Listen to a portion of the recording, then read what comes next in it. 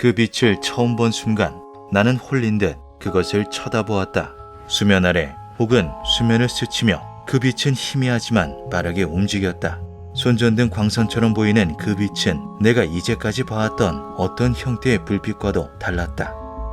2011년 작가 제프 에반스는 저서 폴리네시아 항해와 뉴질랜드의 발견에서 자신이 겪은 신비한 체험을 들려줍니다. 그가 목격했던 정체불명의 그것은 수상할 정도로 곱게 뻗은 흰색 기둥의 형태로 해안에서 멀리 떨어진 곳에서도 한눈에 알아볼 만큼 선명한 빛을 뿜어냈다고 하는데요. 놀랍게도 이 신비로운 빛은 아주 오래전부터 꾸준하게 목격되어 온 기묘한 현상이었죠. 1972년 모험가 데이비드 헨리 루이스는 그의 책 우리 항해사들에서 깊은 인광현상이라 표현한 신비로운 체험을 묘사합니다. 번개와 정확히 같게 그것은 깜빡이고 날카롭게 그리고 끊임없이 움직인다.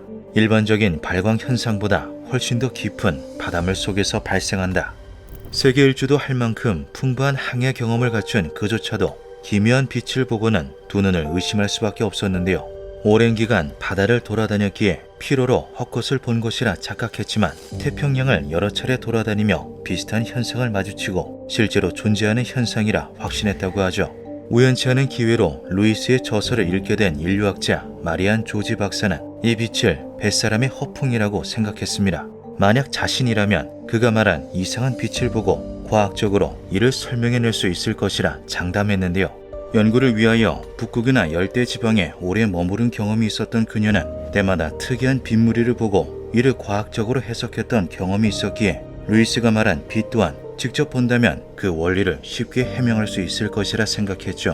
호기심이 동한 그녀는 1993년 수상한 빛이 자주 나타난다고 알려진 산타크루즈 제도로 향합니다. 수소문 끝에 경험 많은 항해자이자 폴리네시아 원주민인 카베이아를 만난 그녀는 그를 길잡이로 채용하게 되는데요. 그렇게 항해를 시작한 지 일주일 정도 지났을 무렵 마리아는 기묘한 빛, 테라파를 두 눈으로 직접 목격하게 되죠. 그런데 루이스가 책에서 설명한 것처럼 그 빛은 그녀가 알고 있던 어떠한 자연현상과도 일치하지 않았습니다. 길게 뻗은 흰색 광선은 휘어지지 않고 곱게 지평선까지 뻗어나가 있었고 어두운 밤하늘과 대비되어 반짝이고 있었는데요. 광선은 마치 살아있는 생물처럼 물밑에서 일렁거리며 움직이는 듯했죠. 마리안이 본 이상한 빛은 폴리네시아 원주민들 말로 테라파라 불립니다. 이는 현지어로 번쩍이는 빛, 수중 번개, 바다의 영광 등으로 해석되는데요. 테라파를 직접 보고도 그 정체와 원리를 파악할 수 없었던 마리아는 원주민들의 도움을 받아 보다 심층적인 연구에 나서게 됩니다. 1993년부터 2008년까지 약 20차례의 태평양 탐사에 나선 마리아는 테라파의 독특한 특징들을 차근히 기록해 나갔는데요. 관찰에 따르면 테라파는 마치 강력한 손전등을 바다 밑에서 켠 것처럼 직선으로 쭉 뻗은 흰색 기둥의 형태를 띠고 있는데 이러한 빛의 모습은 자연 속에서는 발견될 수 없는 형태였죠. 보통 물속에서 빛은 굴절에 의해 휘어지기에 직선의 형태를 유지하기 어려운 게 일반적이나 테라파는 그 상식을 가볍게 무시했습니다. 물속 환경이 밝거나 어두운 것과는 상관없이 일정한 조도의 백색 광선을 유지하는 것도 설명되지 않은 특성이었는데요. 비가 오거나 화산 폭발로 인해 섬유대에 짙은 매연이 깔려 있어도 테라파는 흐려지거나 더 밝아지지 않고 일정한 밝기를 유지하며 빛났다고 하죠. 또한 일반적인 빛들과 달리 테라파는 항상 섬에서 바다 쪽으로 빛이 뻗어나오는 특징을 지니고 있었습니다. 원주민들은 이 성질을 역이용해 항해를 하다가 바다 한가운데서 방향을 잃으면 반드시 테라파를 따라가라는 조언을 했다고 하는데요. 빛의 근원을 찾아 거슬러 올라가면 섬을 발견할 수 있기 때문이죠. 조금만 알아보면 금방 정체를 밝혀낼 수 있을 것이라 생각하였지만 몇 년이고 연구가 이어지며 점점 더 미스터리를 더해가는 모습에 마리아는 당혹감을 감출 수 없었습니다. 여러 과학적인 요소들을 고려하며 철저하게 사실관계를 파악해야 하는 그녀의 직업에 있어서 당초에 명확한 결론을 내릴 수 없다는 혼란이 발생한 건데요. 그녀는 이제까지 연구한 내용들을 총정리하여 폴리네시아 항해술과 테라파, 미지의 빛이라는 제목의 논문을 발표하였죠. 테라파는 폴리네시아 항해자들이 백기를 잡는 데 쓰는 보조도구 혹은 주요 항해 도구이다. 그것은 섬 방향에서 뻗어나오는 빛의 번쩍임으로 순간적으로 나타났다가 갑자기 사라지고는 한다. 심해에서 포착되기도 하며 숙련된 항해자들일수록 이를 더 빠르고 정확하게 감지해낼 수 있다. 옛 항해 기록서에서도 비슷한 내용을 찾아볼 수 있으나 그 정체는 파악되지 않고 있다. 논문을 본 동료들은 황당함을 느낄 수밖에 없었습니다. 폴리네시아 원주민들이 순진한 백인 여성을 속였다는 인신공격성 주장이 나올 정도로 텔아파는 학계 내에서도 황당무계한 현상으로 취급되었는데요. 이에 대해 아주 오래전부터 텔아파를 관측해왔던 폴리네시아 원주민들은 자신들의 존재야말로 텔아파의 존재 증거라고 주장하였죠. 수천 년 전 고대 폴리네시아인들은 넓은 태평양을 제집 앞마당처럼 이동하며 자신의 영역을 넓혀 나갔습니다. 아직 원시적인 항해 기술을 사용하던 그 시절에 기이하게도 폴리네시아인들만이 수백 킬로미터는 기본이고 수천 킬로미터 떨어진 섬들까지 쉽게 이동하였는데요. 실제로 폴리네시아 군도에 흩어져 있는 원주민들은 모두가 공통 유전자를 지닌 것으로 분석되며 라티파 문화를 공유하고 있죠. 라피타 문화는 기원전 1600년부터 500년경 해상 이주를 통해 폴리네시아에 정착한 이들이 공통적으로 향유하던 문화를 가리키는 단어입니다. 라피타 문화권에 속한 이들은 톱니 모양의 독특한 문양이 새겨진 토기를 사용하였으며 이러한 토기들은 솔로몬 제도와 바누아투, 뉴칼레도니아 등 태평양 넓은 권역에서 공통적으로 출토되었는데요. 지금으로부터 최대 4,000년 전부터 폴리네시아인들은 태평양을 지배했던 것이죠.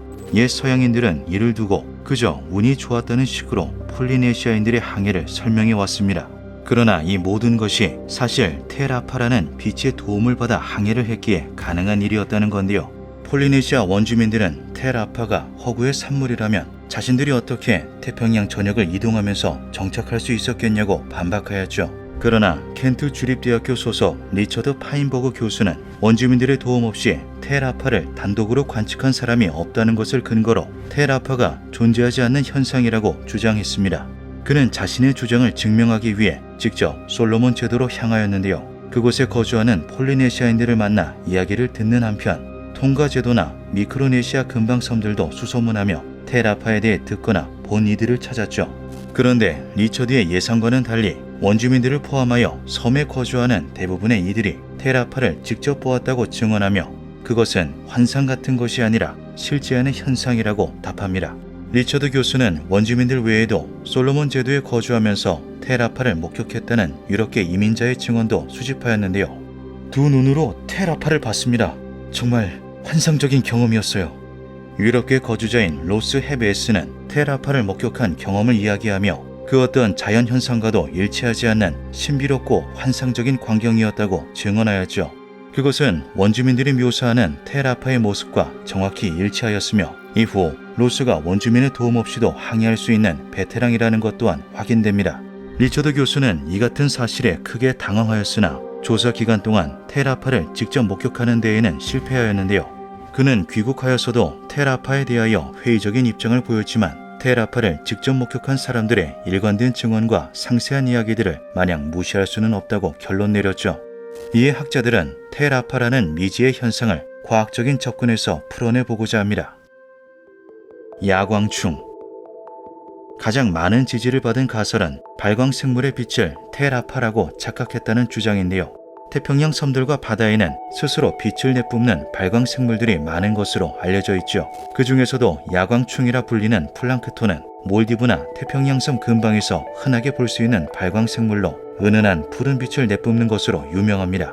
반딧불이와 같은 원리를 사용해 생체 발광을 하는 야광충은 집단으로 몰려 있으면 인공위성에서도 그 불빛을 관찰할 수 있을 정도로 밝게 빛난다고 하는데요. 그러나 텔아파는 흰색이며 빛이 완벽한 직선 형태라는 점에서 야광충과는 너무나 다른 특징을 보였죠. 지진광. 어떤 학자들은 지진광이 텔아파의 정체라고 주장하기도 했습니다. 지진광은 지각 변동이나 화산 활동이 일어나는 곳에 나타난다는 특이한 빛으로 2023년 모로코 강진 때 발생한 푸른 성광이 지진광의 대표적인 예라고 볼 수 있는데요. 태평양은 해저 화산 활동은 물론 섬에서도 화산이 터지는 일이 자주 발생하기에 이로 인한 지진광을 원주민들이 텔아파라고 착각했다는 것이었죠. 그러나 지진광은 하늘에서 나타나는 데다가 지속적으로 빛이 유지되지 않는 특성을 보입니다. 텔아파는 오로지 수면 아래에서만 관찰되었기에 너무도 상반되는 모습이었는데요. 게다가 지진광이라고 가정한다면 빛을 볼 때마다 지진 활동에 의한 충격도 느껴야 하는데 테라파를 보았다고 하는 이들 가운데 지각의 흔들림이나 충격을 언급하는 이는 없었죠. 세인트 엘모의 불. 세인트 엘모의 불은 선박의 돛대와 같은 돌출된 끝부분에 대기 전기가 방전되면서 플라즈마가 생성되는 기상현상의 일종입니다.